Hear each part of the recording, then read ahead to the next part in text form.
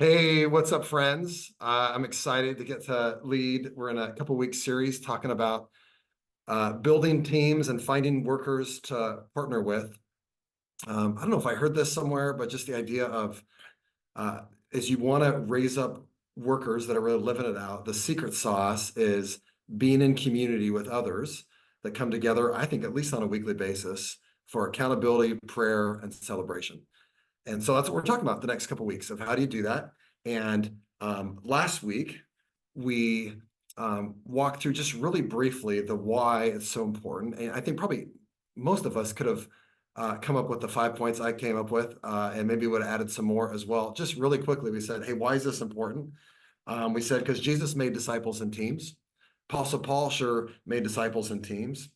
We said it's a little hypocritical not to, and not in like a judgmental sort of way, but just meaning if you're telling people, hey, it's amazing, you can meet in a home and gather together, but yet that's not something that you actually experience yourself, you're not going to reproduce so much what you're telling people to do, you're going to reproduce who you are. We said, hey, you'll be much more likely to quit without a team, right? You need people that are walking alongside with you that want it as bad as you. And then we said it's more inspiring and fun to have others with you. And all those things are like, yeah, we got it. That's great.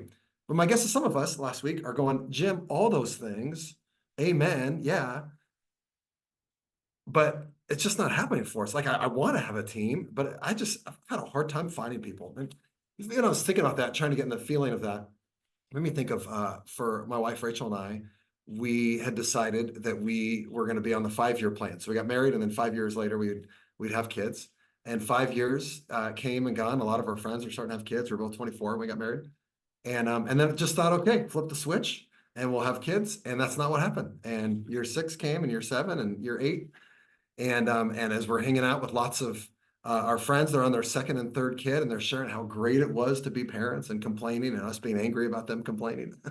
We said, all right, maybe we're supposed to go a different route. And we had thought always adoption at some point, but maybe that was going to be further down the road. And we said, all right, God, maybe your plan for us is adoption now. And so we went through all the foster care classes in San Diego County. And bottom line, hey, our first two kids, Jaden and Jordan, they're brother and sister, and we got them both as babies.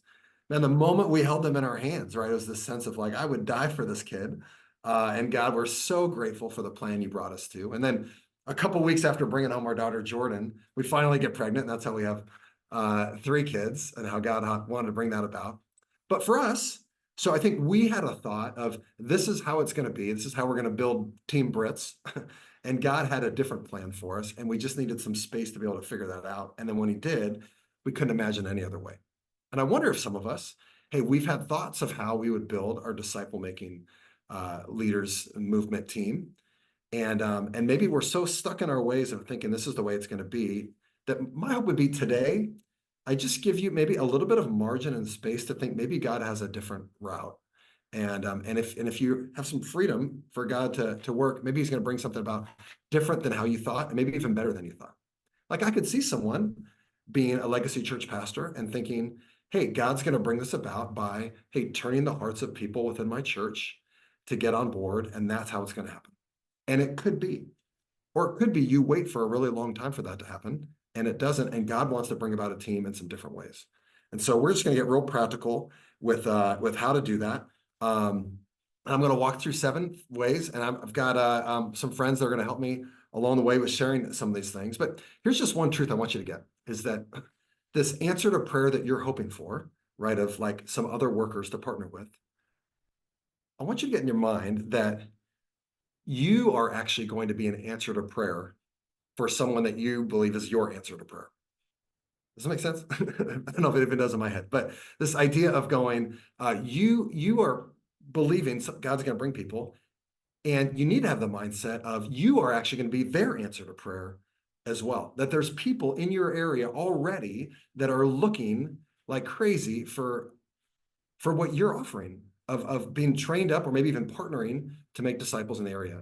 And sometimes God does it in like really easy and cool ways. Like this is since last coaching call. Wednesday night, I every other week, I help lead a discovery Bible study at the Brig. It's the Camp Pendleton Marine prison. And one of the guys I partner with, who's definitely not a DMM guy at all, but he said, hey, I was at a 1 year old birthday party this last week, and I met this guy, and he was talking about house churches, and he just made me think of you. hey, you want me to connect you? I'm like, the answer is always yes to that stuff. So on Thursday, I talked to this guy named Mike. He shares his story, and his story was like he's always felt like God's called to do something in his house. And a lot of times that's, disgruntled Christians that want to have a holy huddle. But he shared so much point that he would go around his neighborhood knocking on doors, trying to talk to people who would not go to a church, but be open to, to meeting and learning about God. Well, that sounds really familiar to who we are, man. This guy's like 97% of the way. And so as he's sharing his heart, but he's never done that, uh, or never actually, started the church in his home. I shared a little bit of our story, and he starts like, man, a little bit like weeping on the other side of the phone. Are you saying that what you're talking about exists in our city? Like you're doing this right now with other people? Yeah. Can we come on Sunday? I go, yeah, but we don't want to push people too fast, and you're only allowed to come check it out once. Jim, there's no like me having to think this through. Like this is unbelievable. This sounds exactly what we've been searching for. So he and his wife and his 4 kids came on this last Sunday. And at the end of it, I said, hey, we don't like to rush people into getting involved. In fact, you're only allowed to come once. You got it. Here's the level of commitment. He and his wife look at each other and they go, we are all in. When can we get trained? Hey, when you talked about prayer walking today, when do we get to start doing that? We are so pumped right now.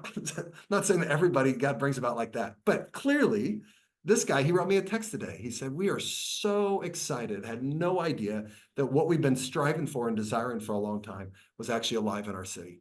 And we can't wait to come and learn from you and be a part of multiplying disciple makers. Isn't that rad? So God wants to do that. And I think part of it is the mindset of the community needs to be a necessity. If you are here and you're going, I'm kind of doing this on my own, of going, this needs to be a prayer of desperation. God, you need to connect me to other people.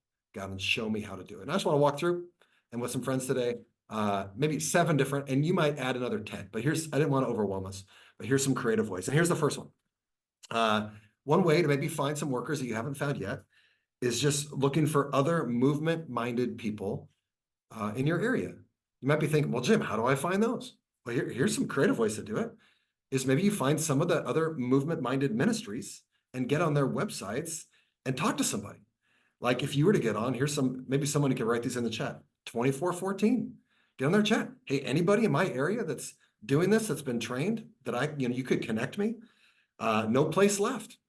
Get on their site. They're not doing identical to what we're doing, but man, they're in all the important ways, we're doing the same thing, right? Novo is a ministry that's doing the same sort of thing that came out of Navigators, which is about disciple making, but they said, we want to be all about movement, big life. Get on their website. Is there anybody? Contagious disciple making, generations, beyond. I'm sure we could add a bunch more, but there's some that you go, hey, I'm just going to simply reach out and see, are there anybody? These are the freebies, and how cool would it be if you reached out and they go, we've been praying for this person in this area that's all alone on their own, and that God would bring some people into their life that they could do ministry with. You're calling it, I mean, you could be someone else's answer to prayer as you're finding your own answer to prayer. And I'm going to have Cindy for a minute just share a little bit of her story, that how she's experienced this in her area. We got to know each other better at the gathering in Georgia. And so Cindy, hey, tell us a little bit what this looks like in your context. Yeah, I would love to.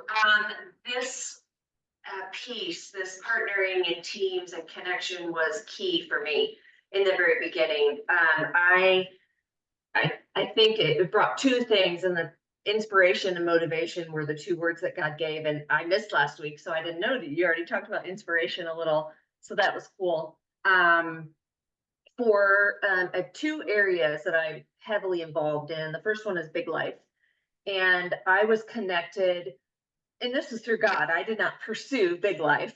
I love the idea that you can. I did not. But somebody who was with them immediately began connecting me with other people. I got on 14 Zoom calls in the first month, all over the world, and got to hear story after story of what God is doing. And that changed everything for me, because I knew in scripture what God was calling.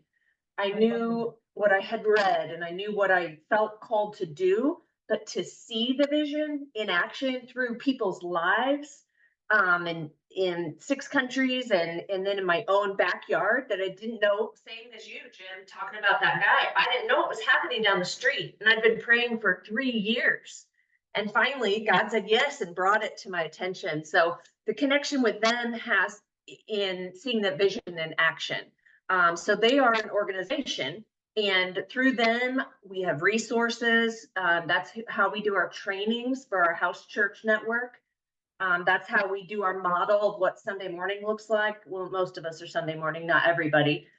So we use them as a resource and great connections. But the second one then is 2414 North America, and connected and partnered with them. And I kind of ran after them in the same way and said, how can I serve? How can I be a part of this? And we began holding, and this was in the very inception of it a number of years back, a small retreat here locally and invited people, and then began to how can we expand, and we now have collaboration all over the US and Canada to help people get the 3 parts of 2414 North America are connecting, communicating, and collaborating. And I have personally been able to do all of those things on so many different levels, um, different streams, different orgs.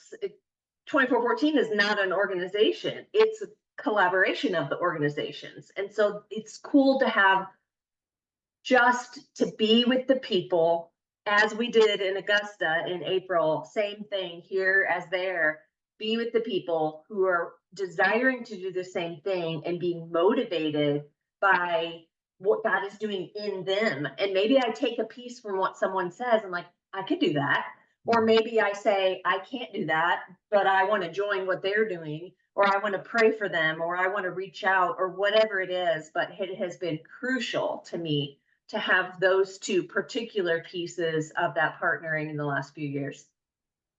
Cindy, that's perfect. What I hoped you said was even better than what you said. No, that when I say it right, what you said is even better than what I hoped you said. Good. So perfect. Anyways, thank you. That's great. And that is so helpful of yeah, and inspiring for us that we got to learn how to partner together with others. So that's one, right? Is find the other ministry movement ministries in our area. Here's a second one. So start with that one. I mean, that was perfect. Is what are the other disciple making ministries in your area? Maybe they're not movement oriented, but they have the heart of making disciples. I mean, they're closely connected to us as well. So think of groups like Navigators, like Crew, Young Life, FCA, InterVarsity. I mean, any student or college ministry, right? They're usually on a campus with the goal of, at least it says, hey, to make disciples. Hey, can you get connected to them and to ask, hey, tell me about your vision. What are you guys up to? Hey, and they're going to say something about disciple making. Hey, how's that going? Oh, awesome. And then be able to share a little bit of your story. And so often you're going to find people that have so many things in similarity, but oftentimes they're feeling kind of alone. And there's ways you could connect with them. And as they share what they're doing, you're able to cast vision about movements. And we've seen that happen over and over. In fact, there's a ministry in our area called, it's BMM, Business Marketplace Ministry. And I get it confused sometimes. And they invited me to come speak. I become friends with one of the guys, and they just said, hey, share about how you're making disciples. And at the end of it, they said, hey, will you train us? And they've got 6 different locations all around San Diego where it's mostly men come together who are in the marketplace. And so I led a training with like 15 of the guys, and it was a bunch of people that were leading different ministries around the city. And from that, man, there's 9 different disciple-making communities that are coming out of that training because of just guys that we met. Of trying to partner with someone who's real similar. Tomorrow, I'm meeting with 2 guys that are the head of a ministry called Urban Youth Collaborative, which is kind of like an FCA sort of thing. It's in 6 cities, and their main one is in San Diego. And they've gone through the training with me, and I've been coaching them. And they've said, "Hey, we're all in for how do we apply now the DMM principles to the almost 100 campuses that they're involved in San Diego County." And these guys are becoming guys that I'm partnering with in ministry. In fact, one of the guys was at my church this last week just to see, hey, what does this thing even really look like? So the second one would just be to think through, hey, what are disciple making ministries? Maybe they're not DMM or even movement focused, but man, we have so much in common with them. We sure have the same heart as them. Hey, how could we connect with someone, make some friends, and could be partners with you in ministry? That's number 2. Here's number 3. This is an obvious one, but it's just churches. hey, thinking about not just your church, but beyond your church. I think I've shared this before on the call, but I got a list of all the churches in the two cities closest to me and made it a goal. In fact, my I will statement or next step statement in our group for a lot of weeks in a row was I'll reach out to 5 more pastors with a call and a text. And here's what I would just say. Hey, my name's Jim. I'm another pastor in town, but you don't have to be a pastor. And I'm just trying to get better at praying for the other ministries and leaders in town. Any chance we could connect sometime for a couple minutes? Can I come to your office? So just love to hear a little bit of your story and how specifically I could pray. What I found is about half the people say yes. And as I meet with them, I hear their story. And what's the question they ask? Well, tell me your story. And I share my story that you guys mostly have heard. And so often, man, I've actually felt that before too, that, man, our heart is to make disciples, but I don't feel like I'm doing it really well. Can we meet and talk more? Can we discuss that more? And a number of those people become guys that I'm really partnering with. Shared that there's a couple of these guys I'm walking with, but two guys named Matt that live nearby. One of the guys he shared with me just recently that he's committed this. He went through the training with me, and he's committed to take 10 people, different people, every month through my book with people in his church. And he said, he told me a week ago, hey, we've started 2 disciple-making communities, and we want to get them connected into the bigger group of what's going on in your area. This guy's just doing this on his own, just caught this. And it's simply because I reached out to him and said, hey, I'm praying, and we started sharing back and forth. And he said, man, this is, when I came to his office, he said, I think God brought you here. How can we partner together? So any of us could really easily do that. Just a couple days ago, I've got, oh, and here's the no-brainer as well, is when you meet them, I always say, hey, I've got this thing called a prayer calendar. Can I put you on it? So I've got, I don't know, 40 or 50 pastors on my prayer calendar that are local. And one of them is a guy that their church is a couple minutes away. And it's, I think altogether with all their campuses, like 13 or 14,000. Like it's big. And he always responds as the lead pastor in it. And he last week said, Jim, and how can I pray for you? He doesn't normally ask that. But so I shared some very just disciple making. I said, I met these guys. They're called a person of peace.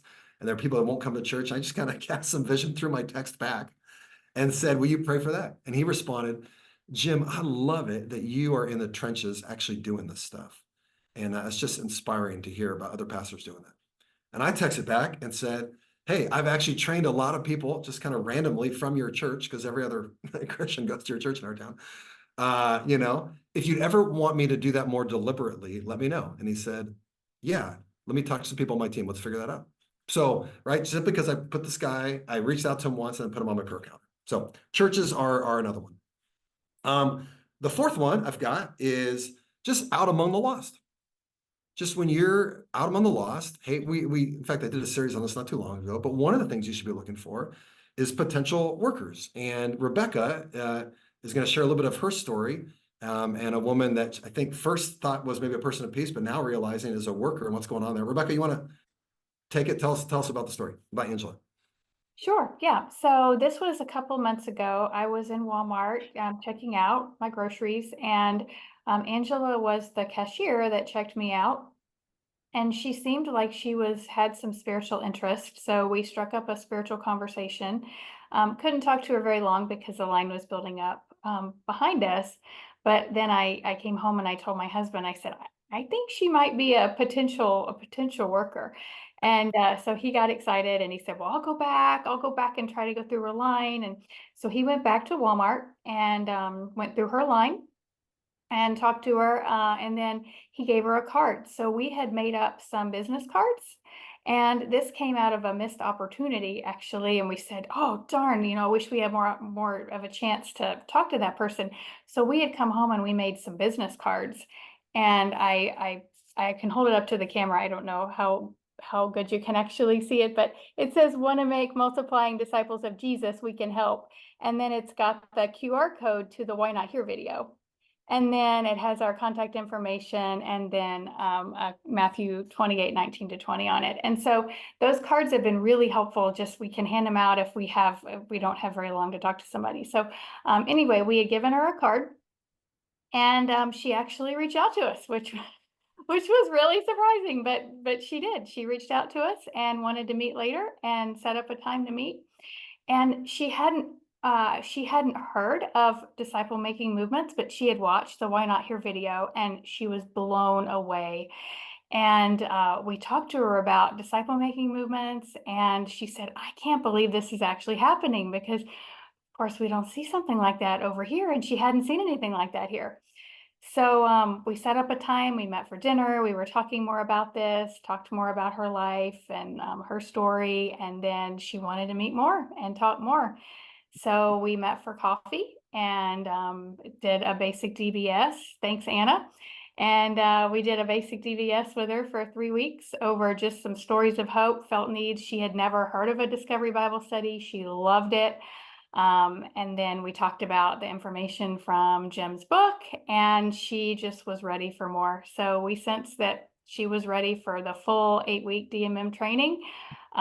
We showed her the video little clip from what was going on in India, and it just fueled the excitement even more in her. So she's ready. She's just 100% ready. So we're doing the training with her. We're to the one, I don't know, we're like 5 weeks in, but each week we'll have an I will statement and a share statement. Her I wills are way better than ours, and when she comes back, she's put it into practice.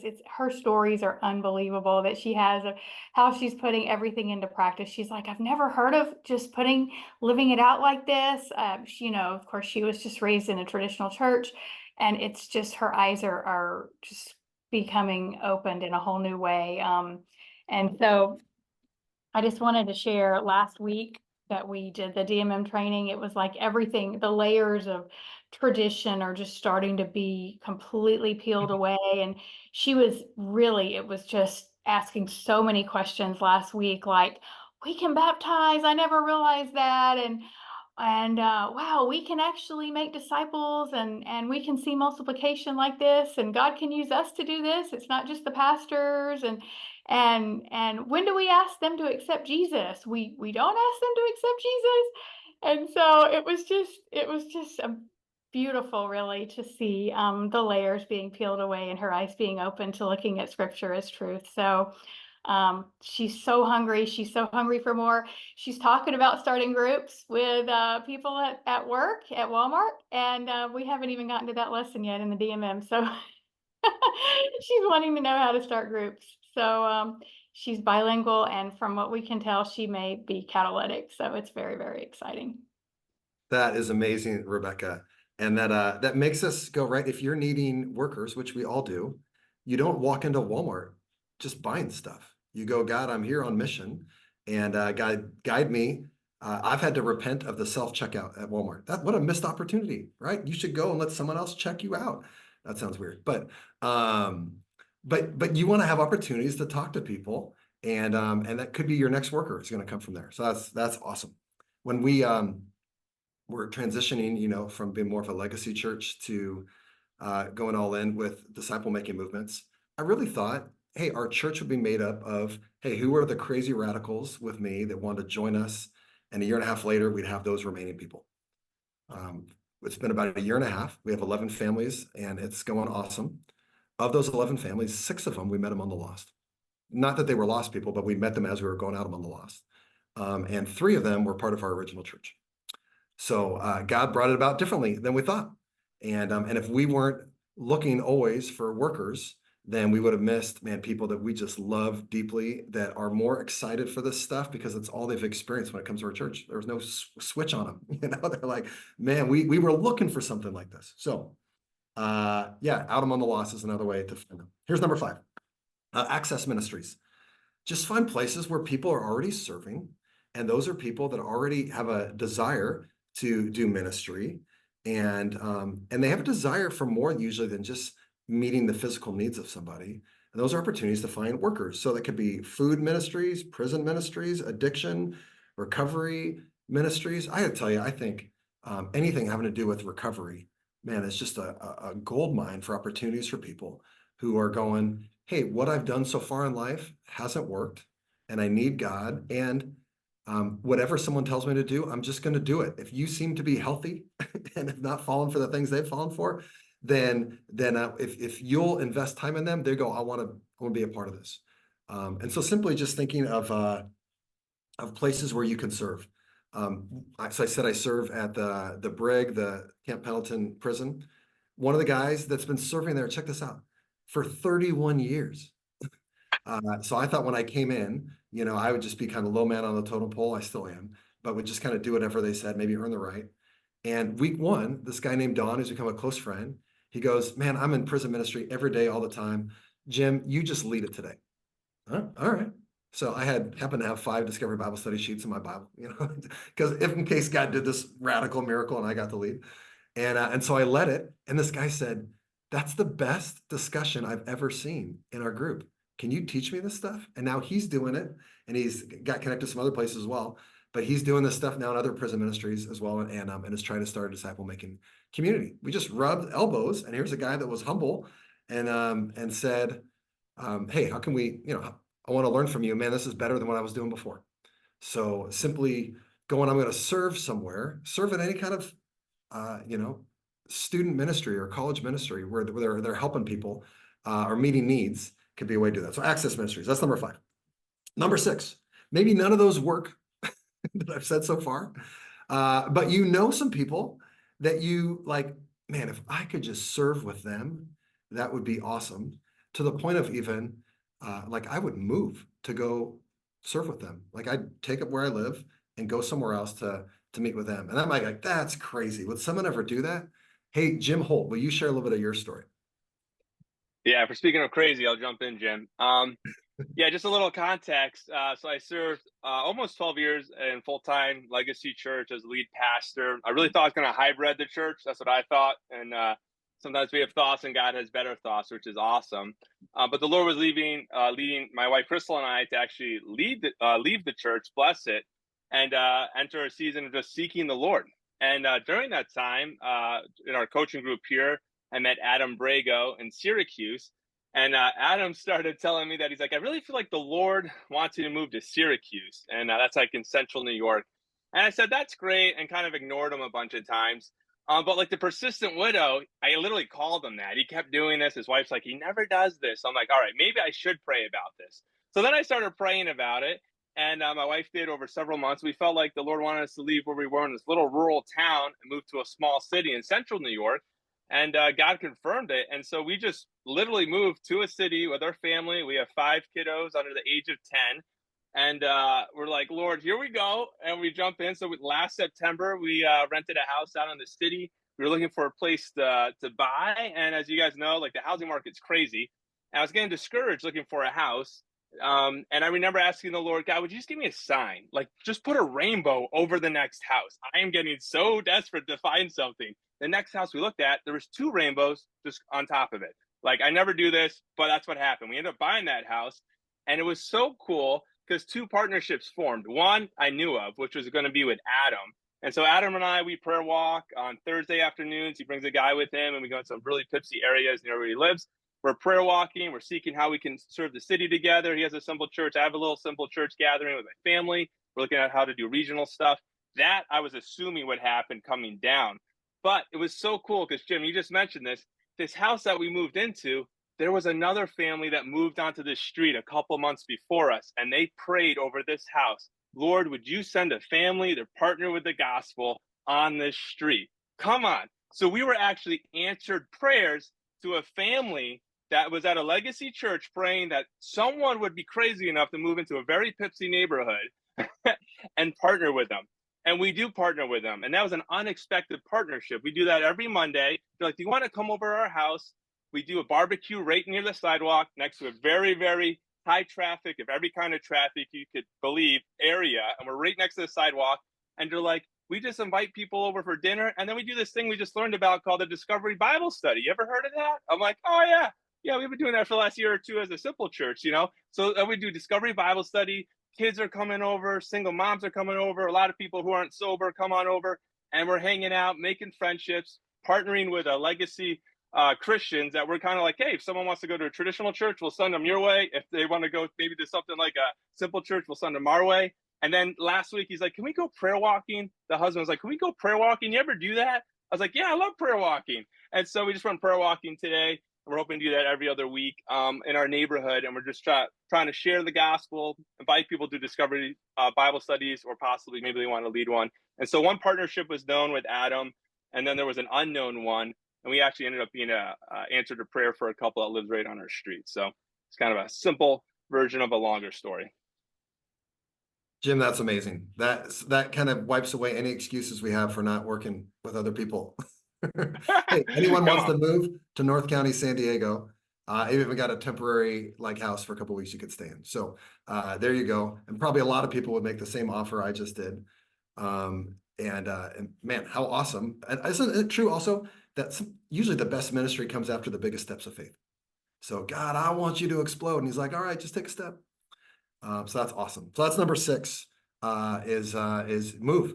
And then here's my number 7. We were talking about this as leaders a couple of weeks ago, and this is a temporary solution, but it would just be, hey, among people in our eLife community or others that you know in other areas, have a temporary online disciple making community. And we would just say, I don't think the goal of that would be for it to be long term. But I also would say that's more than even what we're doing right now. This is really a coaching time, which is great. But it could be you get a couple people together who go, hey, we're all right now currently on our own. We need to apply some of these things. We haven't found anybody yet. Hey, can we meet on, Thursdays from this time to this time? I'd encourage you at least an hour and a half where you come together and you're sharing stories of what God's done. We're going to talk next week about specifically like what happens in these disciple-making communities, simple churches. But come together to share and then do a discovery Bible study together. And with the goal of going, hey, we're really in this together, and we're celebrating when this group stops because it's multiplied from one online group to, say there are 5 of you in it, to 5 present, groups that are going on in person. But I would say if you're going, I don't have that in person right now, shoot, let's connect a couple people together. And I would just say, probably tell your coach that that's something you'd be interested in, and we try to connect people together. Once again, we don't think that that's a great solution long term, but just to be living that out right now and have some people who are all praying the same prayer request that at some point I'm going to leave this group because I've started a live one, man, that'd be amazing. So there's a 7th one that would simply be just to go, I'm going to find some people online, maybe even our own community, that we started a disciple making community here to launch out to see even more. So that's everything I've got. That's all the wisdom I have for this week. I don't think any of it was actually original thoughts for me, but here's what I want us to do before we break into groups in like 5 minutes. So are there any questions or comments? And I'd love for people to share like in 1-sentence answers, just because this encourages us to go, hey, I'm going to apply number 5. And you could even just say that I'm gonna reach. But if some thoughts have already started, channeling in your mind of like, oh man, I need to reach out to this ministry. Oh, I should do this. It would be great to just have a running, like a bunch of people just saying that, because I think one of the images of the church is like a deodorant stick, right? Is that we rub off on one another, and so we inspire one another as we're hearing people, and it might even get your mind thinking differently as well. So, questions, comments. And especially what like in 1 sentence, what are you going to do? Ready to go. Anything someone wants to share? Jim, I was looking like I was being rude because I was on the phone while you were talking, but I was actually texting. I know, Patty, but I was texting a former pastor in Vancouver who very dear to our hearts. I've been trying to meet up with him. It's never really working when I'm over there. So I just texted him and asked him, I've been praying for you for a while, you know that, but is there something specifically I can pray for you about how you're reaching into the neighborhood there? And so I just texted that. I haven't got an answer yet, but I will, I'm sure. So thanks for Barb, that. you win for fastest applier. That was amazing. Way to go. We have the Either same. now or never. I can't tell you how many books I bought from this call when someone just mentions it. I buy it while we're still on it. That's a great thing. Good. What else?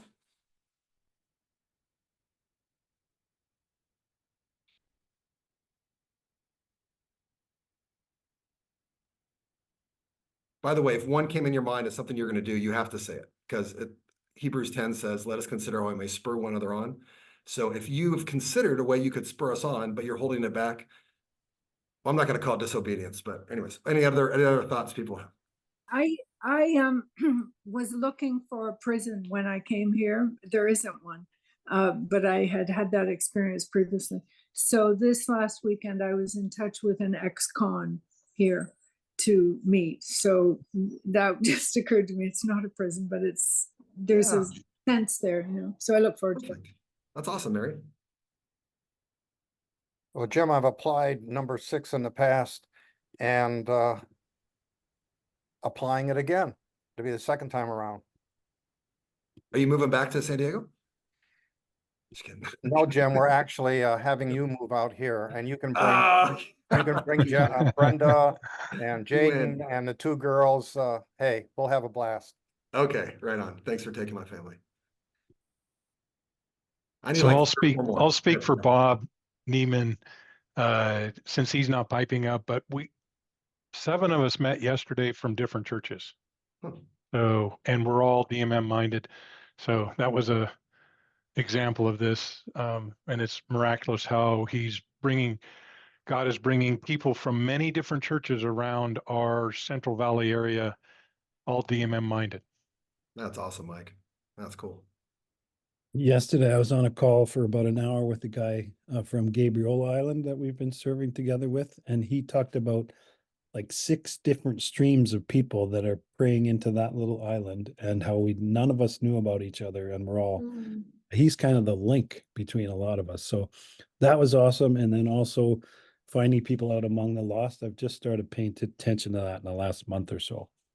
Love it, Tim. That's great.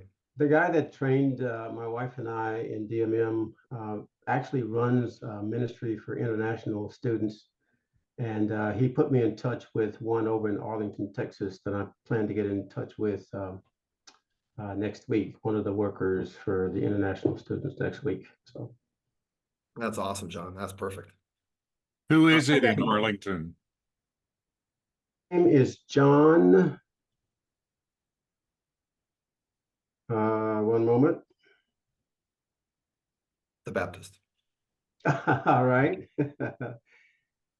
It is, I got too many notes here. All good. No stress. You can message him. Any other Okay, 1 or yeah. 2 more last ones? I've got 2 campus ministries that I'm going to follow up with. So that was mine. Perfect. Yeah, I just emailed a pastor in my area just this morning, actually, about that. Try to connect with them. So you beat Barb. You actually did it before the session. Yeah. That's pretty good. All right. Anybody sitting on something they felt like they needed to share before we go to group? Jim, as we were in this about 12:35, I got a text from Ryan from Novo, and he's in California, and he wants to meet up in Zoom June 24th because he wants to go over what is a push week. So there we go. There's one for you guys. Hey, I'm meeting with the president of Novo on Friday.